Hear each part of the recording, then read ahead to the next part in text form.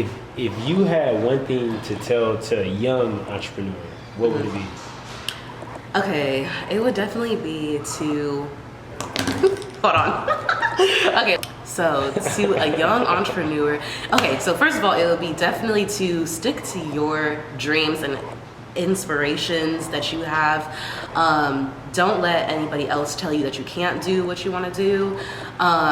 Really don't follow the trends, do your own thing. And even if it's your parents or school or whatever that's holding you back to do something, don't let that stop you. I almost let school and my parents hold me back from what I wanted to do, and thank God I didn't, because now I'm here today. So that is a tip and advice for someone that is young and kind of just confused about which path they want to go on within the entrepreneurial space. Okay, you ready? You want me to count you down? Sure. 3. Hold on. I'm gonna give you even more flash and like glitz and glamour. All right, ready? Mm-hmm. All right. Say 3, 2, 1 now. Okay. 3. Oh shit, I fucked up. 3, 2, and 1. Hey y'all, it's Joanna. I'm here with Charles today. We're gonna do an interview, all exclusive, about Airbnb, entrepreneurship tips, and personal experience advice. And I hope that you guys are gonna enjoy this. Stay tuned for all these parts that we're gonna be dropping. All right, Joanna, so where are you from? So I'm from Paris, France originally, but I live in Dallas, Texas. Been here since 2005. And yeah, that's where I'm from. So wait a minute, you speak French? Yes, I do. I speak French fluently. That's my first language. English, I know a little Spanish too. A little Spanish. Can we get like book with me through Airbnb in French? Sure. Viens réserver un de tes Airbnbs avec moi. Et what? That's it. Avec moi, Avec with me. moi. That means with me, Yeah. people. If y'all don't know, okay, that's lit. That's lit. That's lit. Cut. We gotta cut it. Cause I was. So for fun, I definitely love to travel. I like to go out with my friends. I like to go shop, pamper myself, have self-care days. Where do you see yourself in 5 years? Okay, so in 5 years, I definitely see myself owning multiple real estate properties, continuing on doing Airbnb as well, also getting into the car rental business. So I want to have multiple cars, multiple properties. Also probably in the next 5 years, hopefully be married, have a little bit of a family, have traveled to most of the places on my bucket list, and definitely be having 6 figures in my account at all times. That's the big goal right there. And definitely to hit $1 million within the next 5 years is my goal. All right, Joanna. So what do you think about Toro? So as you guys know, I'm deep in the Airbnb business right now. Real estate is really where my mind is at for now, but I do know that the Toro business is profitable. It's basically Airbnb for cars. And I know that you can make a lot of money on it as well because of the fact that you have a smaller payment to make per month, whereas rent, you're having to cover a bigger payment. So there is a bigger profit range, but at the same time, Turo does kind of make me a little bit more nervous because of liability wise. People can get into car accidents, people can, just wreck your car, things like that. And that puts your business on pause while it's getting fixed. So those are a couple of the downfalls that I was thinking about whenever I was considering starting with Turo. Still am, but I just have to do more research on it, have to speak to more people who do it.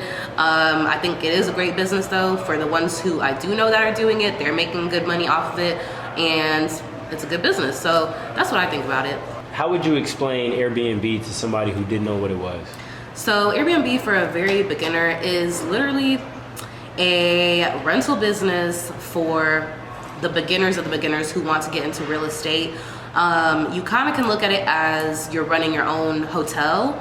So you're gonna be having properties, whether that's 1 or 50 different properties, and you're having short-term renters in it. So instead of being a landlord who has long-term renters in their properties, you're gonna be basically a hotel, like I said. So you're gonna have people in and out every day, every other day. Some people will be staying for a week, some people will be staying for a weekend. And you're basically just gonna be making a lot more money off of these people because of the fact that they're staying for a short time, so you're able to upcharge. Where do you get your business mindset and drive? So I would honestly say that it is something that was just built in me, like instilled in me since I was young.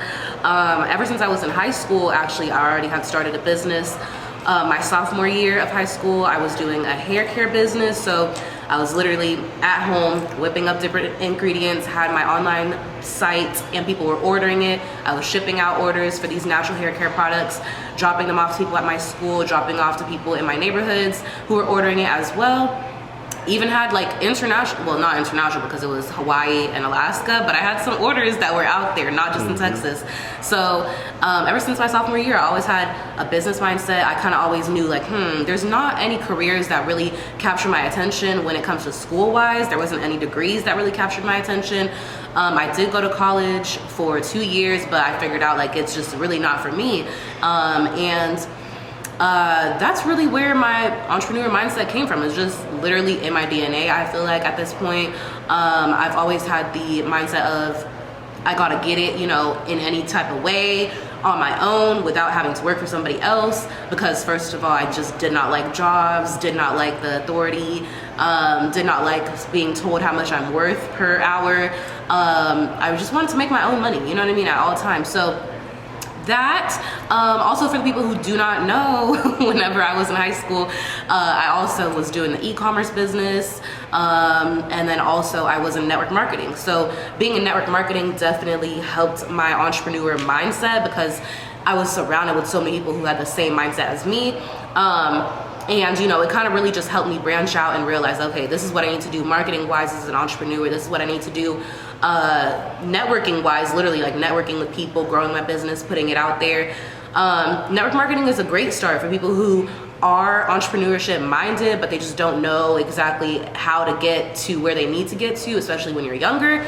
I would say join a network marketing company, even though they have a bad rep, you know what I mean? A lot of times they really do help build your mindset, build your routine, build your manifestation thinking and things like that. So that, and after that, I feel like that was just the beginning of it all. And then from now on, it's just gonna get bigger and bigger and bigger, my entrepreneurship, endeavors. So yeah, that's where it all came from.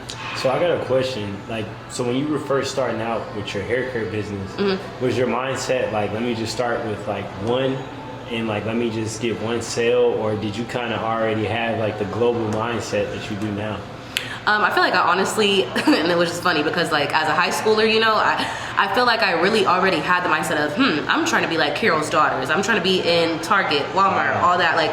And my business name was The Natural Way. So I had The Natural Way. People were in school calling me Natural Way Jay, let me get some products, let me da da da.